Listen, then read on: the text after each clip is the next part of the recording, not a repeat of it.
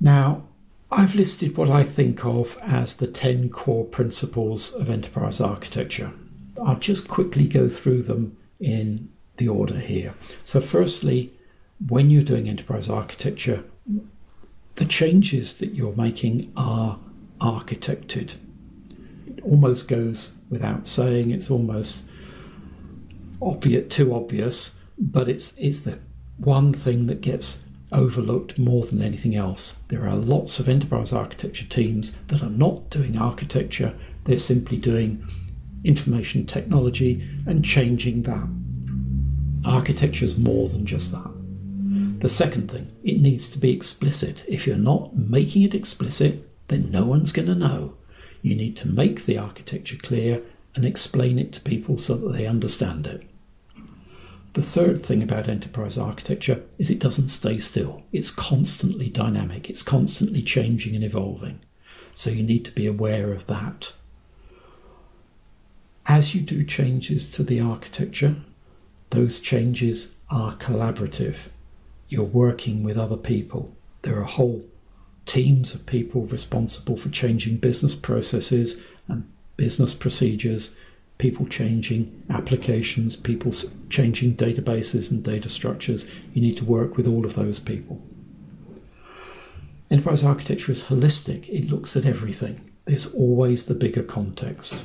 It's systemic.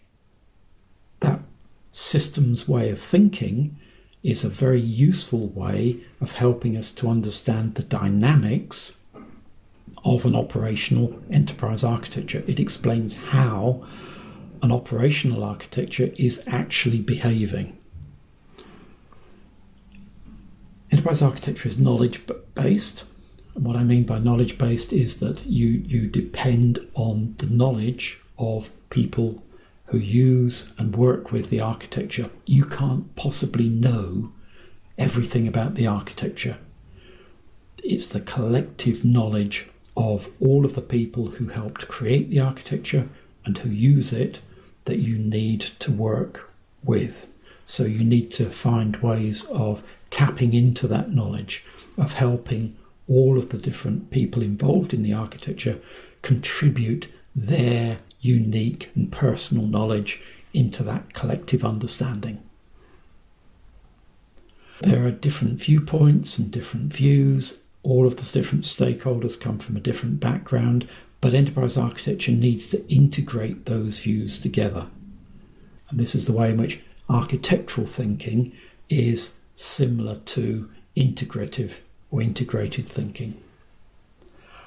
You are working to produce the optimal changes. What is the most effective way of making the changes? Which pieces should you change first?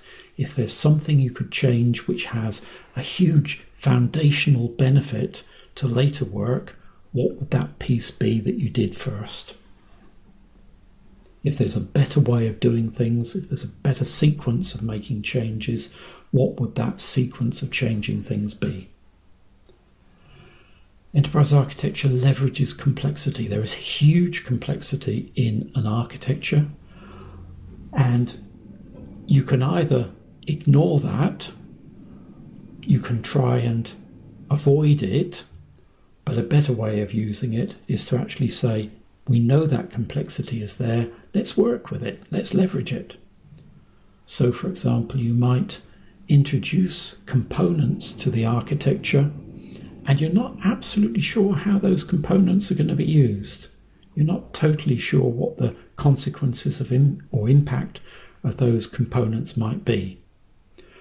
But you're introducing them because you know that in the dynamics of your enterprise architecture, they're going to introduce something which is of benefit to your enterprise.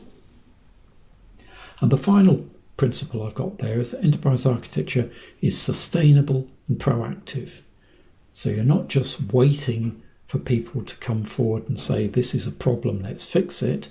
You're looking at ways in which you can proactively change the architecture. You're looking at finding the ways to make changes which will be a foundation for future options and future things that you may want to do. And very often you're building a foundation for a future that at the moment you can't even predict or know about. So there are uncertainties, there are unpredictable things in the future, but you're trying to create something which is going to have the adaptability and sustainability to last in the future.